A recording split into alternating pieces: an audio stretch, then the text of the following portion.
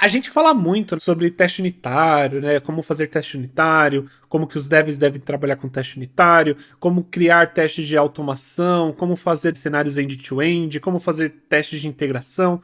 A gente fala muito sobre isso, tá? E com muita razão, porque esses tópicos eles são de extrema importância para dentro do nosso mundo aqui de QA, né? De QA Engineer, de testes. Porém, uma das coisas que eu não vejo muito pessoal falando são sobre os testes exploratórios. E eu venho trazer aqui uma reflexão, né, que eu tava pensando.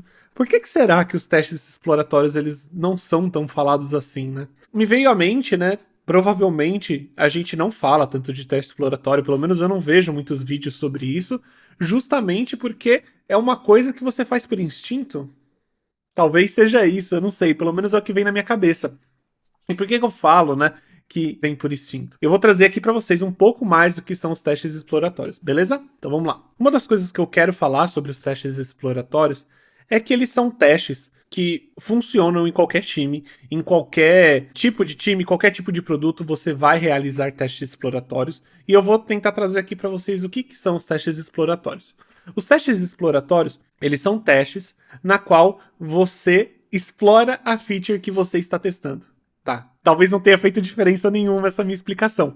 Mas o que eu quero dizer com isso? Então você aí como QA, né, ou tá aprendendo, fala assim, vou criar os casos de testes para a feature X, ou para esse novo sistema, a gente pode criar todos esses casos de teste, tudo perfeito, né? A gente vai fazer todo um plano de teste, casos de teste, criação de automação. Muito legal. Só que tem um momento ali que você acaba indo dentro daquela feature. Então, sei lá, uma feature nova está ali para você testar. Você tem os seus casos de teste, vocês pensaram seus casos de teste, todos na grooming. Você tá lá perfeito, bonitinho.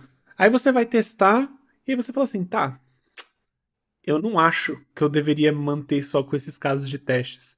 Tudo bem, os casos de teste são um ótimo guia ali para você começar a fazer os testes e poder testar a sua feature, né? E ter certeza de que ela está funcionando corretamente. Porém, é aí que entra os testes exploratórios. Por quê? Porque você vai entrar naquela feature e vai verificar se alguns testes que existem naquela feature específica vão funcionar. Então, por exemplo, vamos imaginar aí que a gente tem um sistema de cadastro. Então, a gente fazendo cadastro de usuário, perfeito? Nós vamos fazer os casos de teste. E aí, os casos de testes que a gente vai trabalhar, por exemplo, tem que cadastrar o usuário com, vamos imaginar que são 5 campos, né? E-mail, senha, CPF, data de nascimento e cidade. Então você tem que dar essas cinco informações. E aí vamos imaginar, a gente criar lá os casos de testes. Um usuário, ele tem que ter um CPF válido, então aquele campo ele tem que verificar se o CPF é válido. Um usuário, ele vai ter lá o e-mail dele tem que ser único no nosso banco de dados, né? Porque a gente não pode ter 2 e-mails iguais. O CPF, ele não precisa ser único, né? Porque vamos imaginar que um usuário ele pode ter 2 contas, né, com o mesmo CPF, só com e-mails diferentes. E aí imagina que você estava fazendo os testes e você fez esses casos de testes mais simples, né? E você testou lá, viu, o cadastro está funcionando, né? Se eu coloco as informações corretas, está funcionando. Se eu coloco alguma informação errada, ele não funciona, né? Não vai cadastrar o usuário não vai ter acesso. Como eu disse, né? O CPF, ele é uma coisa que você pode ter repetido no nosso banco de dados. Só que vamos imaginar que isso não estava descrito na nossa aplicação. Você vai lá, você está testando já essa feature, né? Porque ela é uma feature que vai passar para o desenvolvimento. E aí vamos imaginar que você está testando essa feature, você olha e fala, tá, e se eu colocar um CPF igual aqui, ele deveria aceitar. E aí você tenta utilizar o CPF normal e ele não funciona. Então o usuário não é cadastrado, porque ele não quer cadastrar um CPF repetido, porém deveria cadastrar. Ou, por exemplo, você tenta colocar um CPF que não existe. Você tenta colocar um CPF ali que não é um CPF, né? Porque caso você não saiba, o CPF ele tem um código, né? Ele tem que seguir uma fórmula para ser válido, né? Ser um CPF válido. Se você colocar só um monte de não é um CPF válido. E aí vamos imaginar que a gente tenta fazer isso e o CPF é válido, né? Você consegue cadastrar o usuário. E aí você fala, putz, isso daqui não estava nos casos de teste. Isso daqui não era para estar acontecendo. O sistema ele tem que verificar se o CPF, sim, é um CPF real, né? Se ele é um CPF válido. E aí, isso a gente pode chamar de teste exploratório. Então, quando que um teste exploratório acontece? Normalmente, a gente trabalha nas groomings, nas plannings, né? Para trazer casos de testes para cada uma das features que a gente está trabalhando, para cada uma das atividades, dos cards que nós estamos trabalhando, para esgotar justamente essas perguntas. Porém, muitas das vezes, por as features acabarem se complementando e ficarem integradas, né?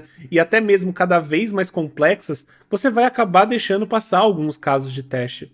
Óbvio, existem muitos cenários para serem cobertos, principalmente se você está trabalhando num sistema grande. Quando o sistema é muito pequeno é simples, mas quando o sistema é grande, ele tem muitas integrações, começa a ficar complicado. E esses tipos de erro podem acontecer. E aí, uma das coisas que é muito interessante falar é, se você já esgotou os casos de teste para aquela feature, você ainda pode continuar testando.